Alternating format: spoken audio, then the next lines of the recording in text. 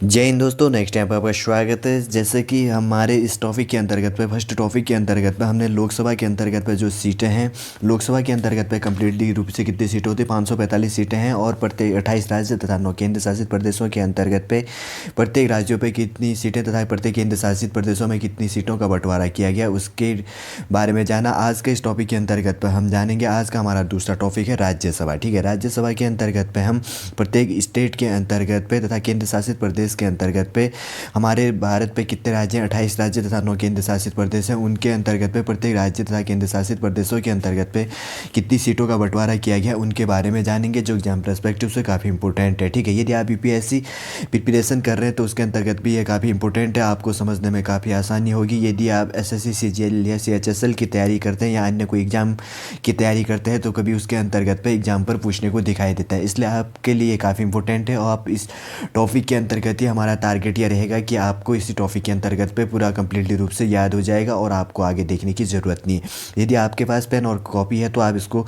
Note भी कर सकते हैं और आराम से इसको याद भी कर सकते हैं। ठीक है, चलिए आपको ज़्यादा टाइम नहीं लेंगे। इससे पहले कि हम अपने टॉपिक की शुरुआत करें, एक छोटा सा नोटिफिकेशन हम आपके लिए देना चाहेंगे। यदि आपका हमारा आज का टॉपिक अच्छा लगता है तो लाइक कीजिए, कमेंट कीजिए और हमारे इस चैनल नेक्स्ट टाइम को सब्सक्राइब कीजिए। और नोटिफिकेशन हमारा ये है कि यदि आप हमारा टेलीग्राम चैनल से जुड़ना चाहते हैं तो आप टेलीग्राम चैनल पर जाकर नेक्स्ट टाइम को सर्च कीजिए और हमारे टेलीग्राम चैनल से भी जुड़ सकते हैं, जहाँ पर हमारे द्वारा नोट्स भी प्रोवाइड किया जाता है और इन्फॉर्मेशन भी आपके लिए हर एग्ज़ाम की शेयर की जाती है। ठीक है, चलिए दोस्तों ज़्यादा टाइम न लेते हुए आगे बढ़ते हैं, जानते हैं आज के अंतर्गत पे राज्यसभा की कम्प्लीटली रूप से 28 राज्य तथा 9 केंद्र शासित प्रदेशों के अंतर्गत पे प्रत्येक राज्य पर कितनी सीटों का बंटवारा किया गया। ठीक है, सबसे पहले हम इसके अंतर्गत में उन राज्यों की कैपिटल को भी जानेंगे। प्रत्येक स्टेट के जो है, सबसे पहले है आंध्र प्रदेश। आंध्र प्रदेश की क्या है कैपिटल 3 है। आंध्र प्रदेश की कैपिटल है अमरावती, विशाखापट्टनम तथा कुंडूल है। अगर नंबर ऑफ द स्टेट की बात करें तो यहाँ पर कितनी सीटों का बंटवारा किया गया है, आंध्र प्रदेश के अंतर्गत पे 11 सीट है। ठीक है, उसके बाद है दूसरे नंबर की बात करें तो अरुणाचल प्रदेश। अरुणाचल प्रदेश की कैपिटल क्या है, ईटानगर, और यहाँ पर राज्यसभा की कितनी सीटें हैं, 1 सीट है। ठीक है, और थर्ड नंबर का है असम। असम की कैपिटल दिसपुर हो गया और यहाँ पर राज्यसभा की कितनी सीटें हैं, 7 सीटें होगी। ठीक है, चौथे नंबर का है बिहार। बिहार की कैपिटल पटना होगी और यहाँ पर राज्यसभा की कितनी सीटें हैं, 16 सीटें। कितनी होगी, बिहार की कैपिटल पटना होगी और यहाँ पर कितनी सीटें, 16 सीटें होगी। उसके बाद है छत्तीसगढ़।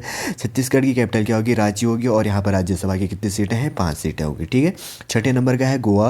गोवा की कैपिटल पणजी हो गया और यहाँ पर क्या है, राज्यसभा की 1 सीट है। ठीक है, सातवें नंबर का है गुजरात। गुजरात में राज्यसभा की कितनी सीटें हैं, 11 सीटें। गुजरात की कैपिटल गांधीनगर हो गया।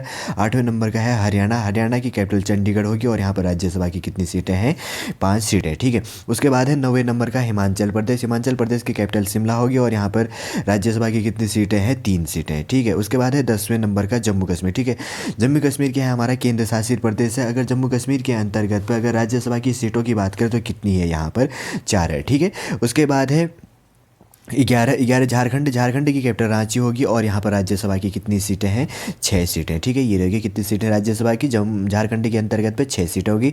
12वें नंबर का है कर्नाटक। कर्नाटक की कैपिटल क्या होगी, बेंगलुरु होगी और यहाँ पर राज्यसभा की कितनी सीटें हैं, 12 सीटें। ठीक है, 13वें नंबर का है केरल हो गया। केरल का तिरुवनंतपुरम हो गया और यहाँ पर राज्यसभा की कितनी सीटें होगी, 9 सीटें होगी। ठीक है, 14वें नंबर की बात करें तो मध्य प्रदेश। मध्य प्रदेश की कैपिटल क्या होगी, भोपाल। ठीक है, मध्य प्रदेश की कैपिटल क्या है, भोपाल है और यहाँ पर राज्यसभा की कितनी सीटें हैं, 19 सीटें। कितनी सीटें होगी, 19 सीटें होगी। उसके बाद है मणिपुर। 16 नंबर का मणिपुर की कैपिटल कहाँ पर स्थित होगी, इम्फाल हो गया और यहाँ पर राज्यसभा की कितनी सीटें, 1 सीट है। ठीक है, उसके बाद क्या है मेघालय। मेघालय की कैपिटल शिलोंग होगी और यहाँ पर क्या है, मेघालय के अंतर्गत भी क्या है, राज्यसभा की 1 सीट है। मिजोरम की कैपिटल कहाँ पर स्थित हो, आइजोल है। ठीक है, मिजोरम की कैपिटल कहाँ पर होगी, आइजोल होगी और यहाँ पर राज्यसभा की कितनी सीटें हैं, 1 सीट। ठीक है, उसके बाद नागालैंड। नागालैंड की कैपिटल क्या है, कोहिमा होगी और यहाँ पर राज्यसभा की क्या होगी, 1 सीट होगी। ठीक है, उसके बाद की बात करें तो जो हमारा केंद्र शासित है दिल्ली और इसके अंतर्गत पर राज्यसभा की यहाँ पर कितनी सीटें, 3 सीटें। कितनी सीटें होगी, 3 सीटें होगी।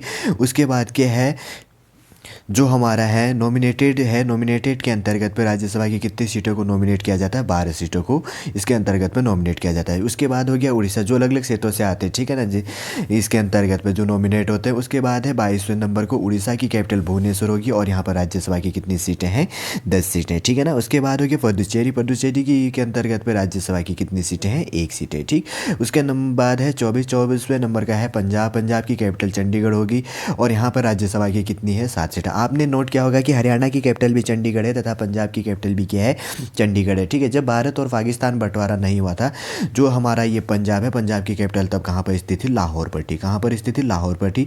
जब अलग हो गया तो तब उससे उसके बाद क्या हो गया, पंजाब की कैपिटल को कहाँ पर बना दिया गया, चंडीगढ़ पर बना दिया गया। और हरियाणा की कैपिटल भी कहाँ पर स्थित है, चंडीगढ़ है। ठीक है, उसके बाद है 25वें नंबर का राजस्थान। ठीक है, राजस्थान की कैपिटल जयपुर है और यहाँ पर ये देखिए राज्यसभा की कितनी सीटें, 10 सीटें होंगी। ठीक है, 26वें नंबर का है सिक्किम। सिक्किम की कैपिटल गंगटोक होगी और यहाँ राज्यसभा की कितनी सीट है, 1 सीट। ठीक है, 27वें नंबर का है तमिलनाडु। तमिलनाडु की कैपिटल क्या होगी, चेन्नई। यहाँ पर राज्यसभा की कितनी सीटें हैं, 18 सीटें।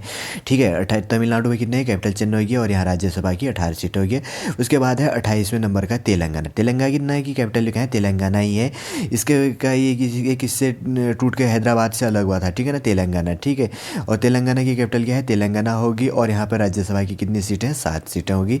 और 29वें नंबर का है त्रिपुरा। त्रिपुरा की कैपिटल क्या होगी, अगरतला होगी और यहाँ राज्यसभा की कितनी सीट है, 1 सीट होगी। ठीक है, उसके बाद है उत्तर प्रदेश। उत्तर प्रदेश की कैपिटल कहाँ पर स्थित होगी, लखनऊ होगी और यहाँ राज्यसभा की कितनी सीटें हैं, 31 सीटें इसके अंतर्गत है। ठीक है, 31 नंबर की बात करें तो उत्तराखंड की राजधानी कहाँ पर स्थित है, देहरादून हो गया और यहाँ पर राज्यसभा की कितनी सीटें हैं, 3। ठीक है, यदि आप यूपी प्रिपरेशन की तैयारी कर रहे हैं तो उत्तराखंड के अंतर्गत पे आईएएस की ट्रेनिंग अकेडमी है लबसना। ठीक है ना, Lal Bahadur Shastri national administration academy जो कहाँ पर स्थित है, मसूरी पर स्थित है। वहीं पर क्या होता है, उत्तराखंड के अंतर्गत है आईएएस की ट्रेनिंग होती है। ठीक है ना, यदि आप आईएएस की प्रिपरेशन की तैयारी कर रहे हैं तो आप, यदि आप भविष्य में आईएएस अधिकारी बन जाते तो आपकी ट्रेनिंग कहाँ पर होगी, उत्तराखंड के अंतर्गत लबसाना पर होगी। ठीक है, अगर आईपीएस की ट्रेनिंग की बात करें तो इंडियन पुलिस सर्विस की बात करें तो उसका हेडक्वार्टर कहाँ पर स्थित है, हैदराबाद पर स्थित है और वहीं पर इसकी क्या होती है, ट्रेनिंग होती है। ठीक है ना, 32वें नंबर का है 32 वेस्ट बंगाल या पश्चिम बंगाल कहते हैं, इसकी कैपिटल कोलकाता होगी और यहाँ पर राज्यसभा की कितनी सीटें हैं,